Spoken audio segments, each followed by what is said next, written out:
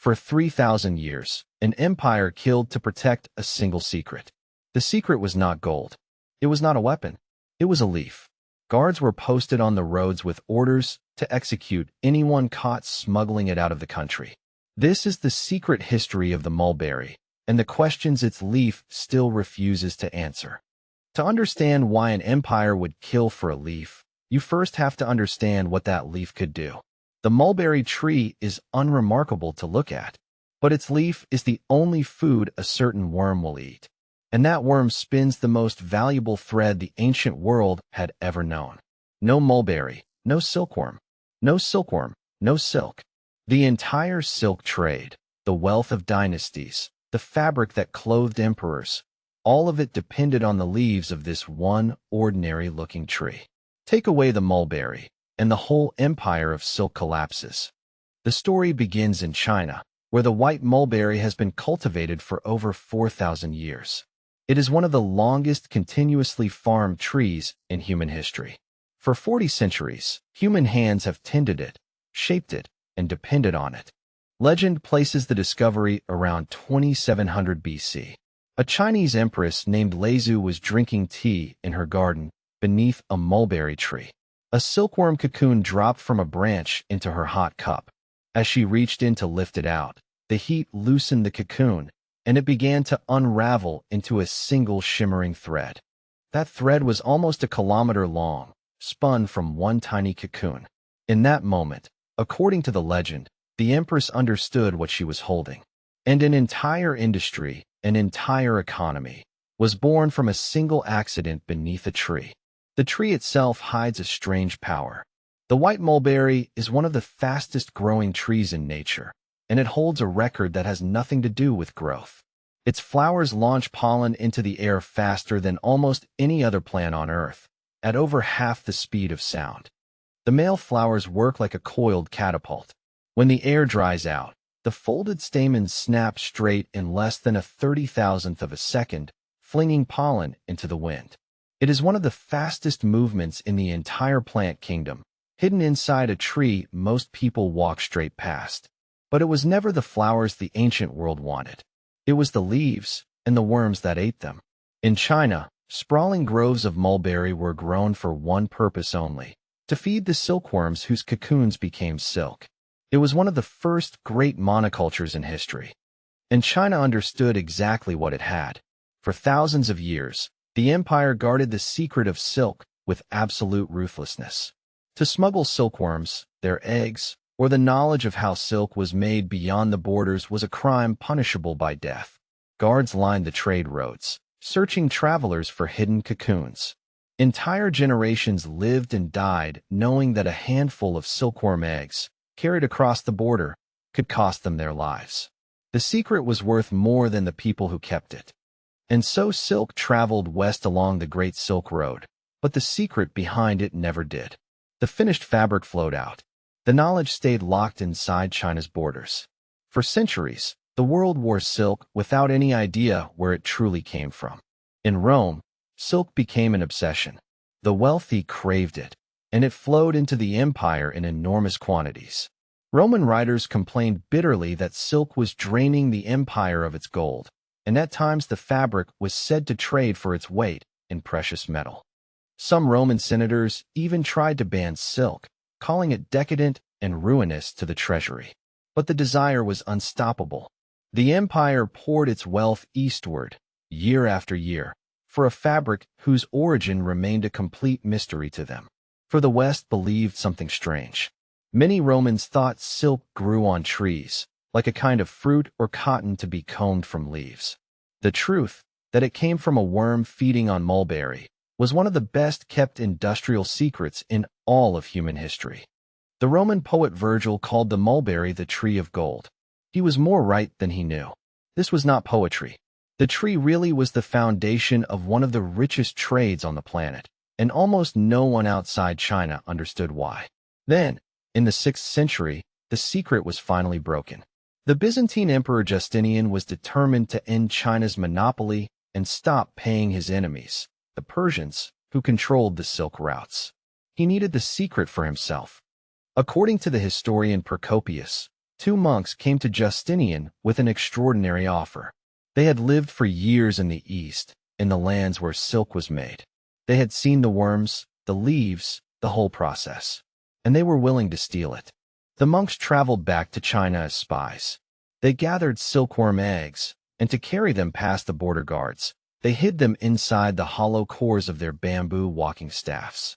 The most valuable secret in the world, smuggled inside a pair of ordinary canes. It was one of the earliest recorded acts of industrial espionage in human history. The eggs survived the long journey west, kept alive at just the right temperature, all the way to the imperial court at Constantinople. A 3,000-year-old monopoly had been cracked open, but the stolen eggs alone were worthless. Silkworm eggs hatch into worms, and those worms will starve unless they have one specific food. To turn the smuggled eggs into an industry, the Byzantines needed the tree itself. And so the mulberry made its own journey west. Alongside the stolen worms, the tree that fed them was carried out of the east and planted in new soil. Without the leaf, the theft would have meant nothing. The worm and the tree had to travel together. From Constantinople, the mulberry spread across the Mediterranean world. It took root in Anatolia, in Greece, along the shores of the Black Sea, wherever people now hoped to make silk. A single species of tree, carried by human hands, quietly rewired the economy of an entire region. Centuries later, the tree kept spreading. Charlemagne ordered mulberries planted on the imperial farms of his empire. Kings and emperors understood that to grow this tree was to hold a piece of the silk fortune in their own soil. The leaf had become a symbol of power itself. But something curious happened wherever the mulberry went. The people who grew it for silk began to notice the leaf had another use. Across China, Anatolia, and beyond, ordinary people started brewing the leaves into tea, convinced the tree held a quiet power to heal. This was not a fringe belief. In the Shinnong Benqiao Jing, the foundational text of Chinese medicine compiled during the Han Dynasty, the mulberry leaf is listed among the superior medicines, the substances gentle enough to take continuously, that strengthen the body rather than merely treat a symptom. In villages, elders passed down the same wisdom for generations. A tea brewed from mulberry leaves, they said, could calm the body after a heavy meal and hold certain sicknesses at bay, especially the wasting illness we now call diabetes. For most of history, this was simply folk medicine, grandmother's remedy, passed from mouth to mouth, with no proof beyond the fact that people believed it worked. And so the question hung over the leaf for centuries. Were they right, or was it only tradition?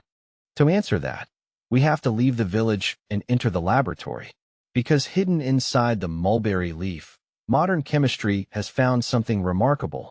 A single molecule with a long and difficult name, 1-deoxynitromycin, or simply DNJ.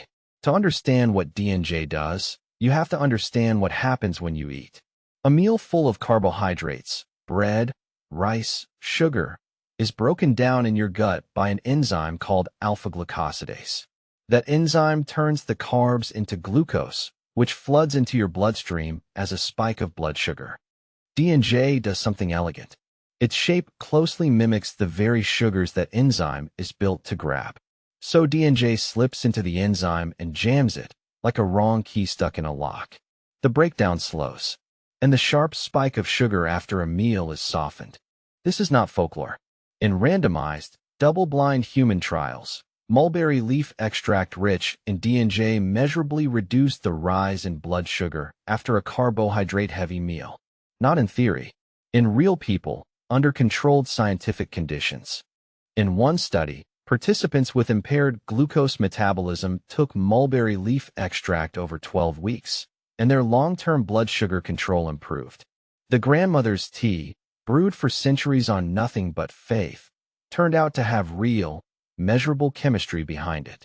Scientists were struck enough that they now describe DNJ as a promising natural compound in the management of blood sugar, with a favorable safety profile.